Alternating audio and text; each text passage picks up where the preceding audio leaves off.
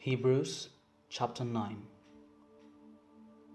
Now even the first covenant had regulations for worship and an earthly sanctuary. For a tent was constructed, the first one, in which were the lampstand, the table, and the bread of the presence. This is called the holy place. Behind the second curtain was a tent called the Holy of Holies.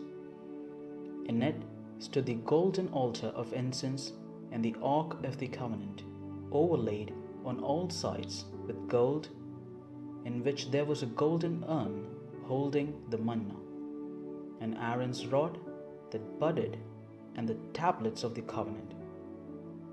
Above it were the cherubim of glory overshadowing the mercy seat.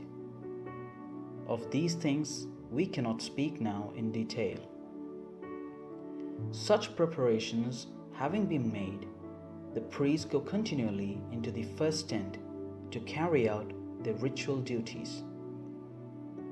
But only the high priest goes into the second, and he but once a year, and not without taking the blood that he offers for himself and for the sins committed unintentionally by the people. By this, the Holy Spirit indicates that the way into the sanctuary has not yet been disclosed as long as the first tent is still standing.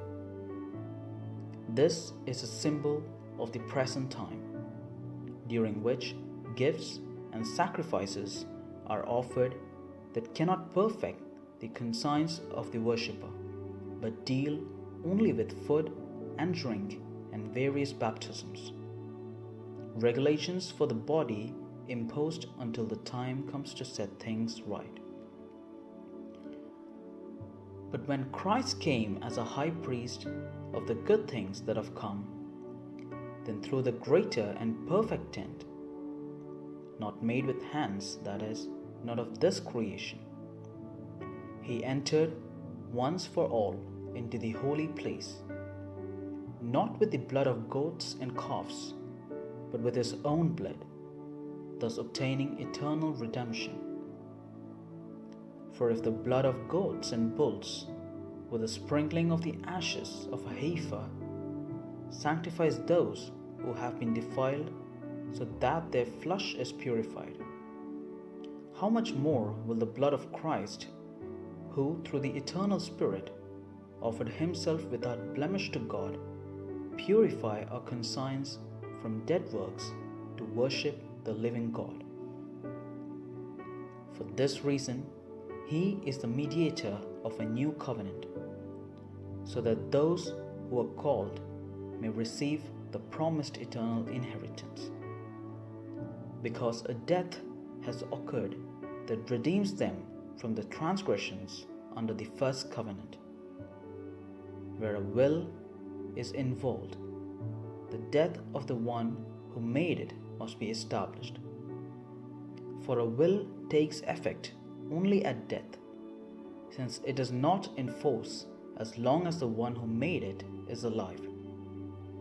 Hence not even the first covenant was inaugurated without blood.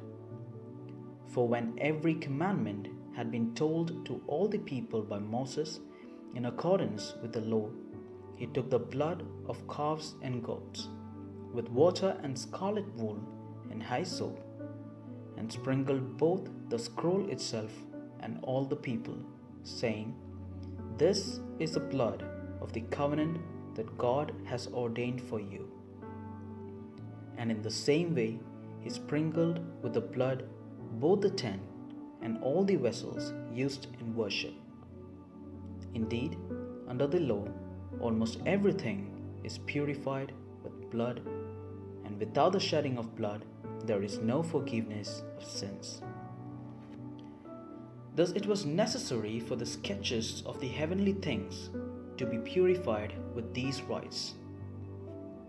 But the heavenly things themselves need better sacrifices than these.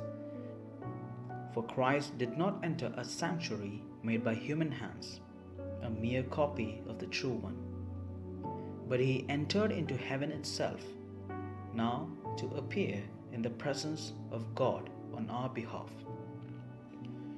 Nor was it to offer himself again and again as the high priest enters the holy place year after year with blood that is not his own. For then he would have had to suffer again and again since the foundation of the world.